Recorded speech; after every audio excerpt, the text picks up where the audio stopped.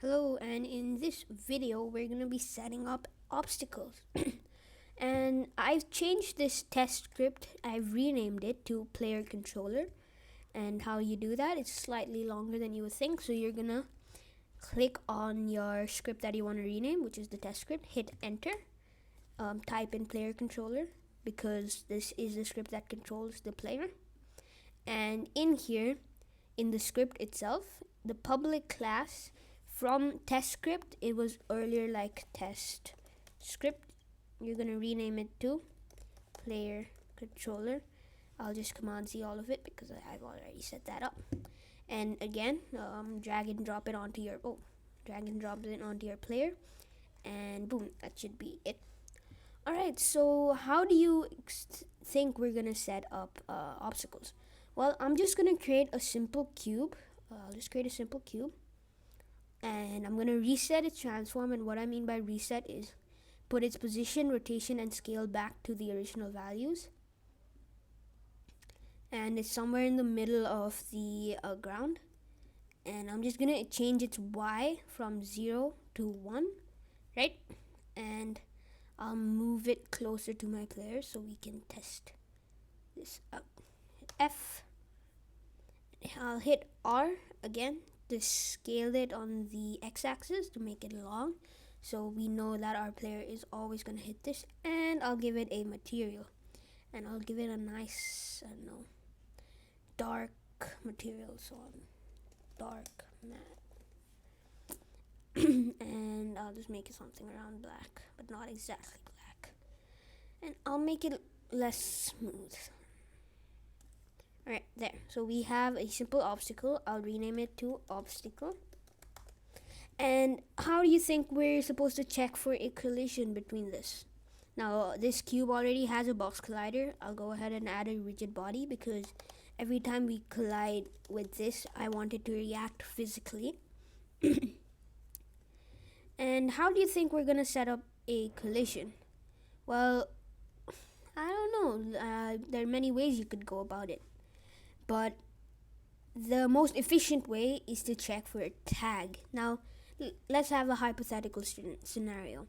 What if we have multiple obstacles and we have to go about and we have to get all of the obstacles in the scene, and then we have to check if we've collided with any of those obstacles, and we don't exactly want to do any of that. We just want one obstacle as a prefab, so I'll prefab this obstacle. And I'll give it a tag. So head over here and I'll give it a tag. So I'm gonna hit add tag, hit the plus sign here, and give it the name of obstacle. Now what we can do, we can go into our code and we can say if we've collided with any game object that has the tag obstacle, right? If we've collided with any of that, then execute any code that you would like. And to handle such collisions and etc., I don't reckon the player controller is the correct place to do that. So what I'm gonna do is I'm gonna create a new C# script, and I'll call this the game manager. And this game manager will be attached to the player only, because the player is the one that we're trying to check for collisions.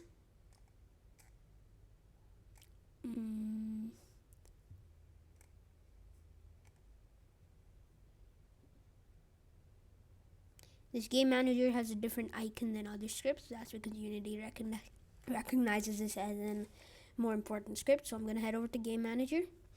And again, I'm using Visual Studio. And to check for collisions, I'm just going to remove start and update. And instead, I'm going to add a Unity event on collision enter. Now you can see, now you can see that this method that is given to Unity, by the way, comes with a parameter. It comes with collision. It comes with a variable named other, and the type is collision. And this allows us to get many attributes off of this other variable. So I can do other dot collider dot blah blah blah blah blah, etc.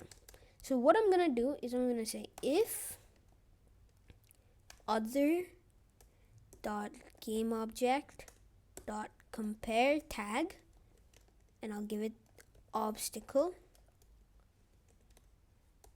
And then let me just explain this line to you. Here we're checking anytime this player collides with something, or anytime the game object that this script is attached to collides with something, it's gonna check if that game object that we collided with has a tag of obstacle, has the obstacle tag. And I'm just gonna do a debug.log.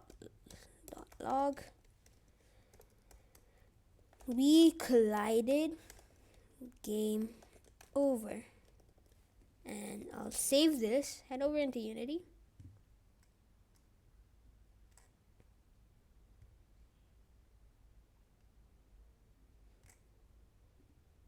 Head over to the player, and I'll drag the script onto it.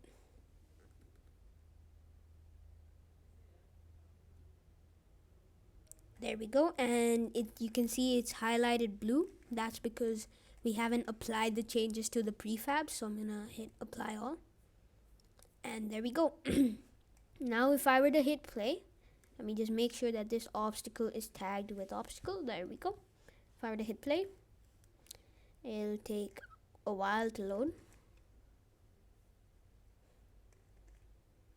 And if I were to hit W, collide, and boom. And when we collided with that, it said we collided, game over. And if I were to move in front of it again, you can see that this obstacle is reacting physically.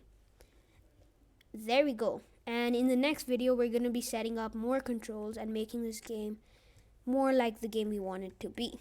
Alright, see you there. And a quick little note, I might upload this the next video tomorrow, because I want to take a little break from like 2 uploads a day. So I'll see you guys there.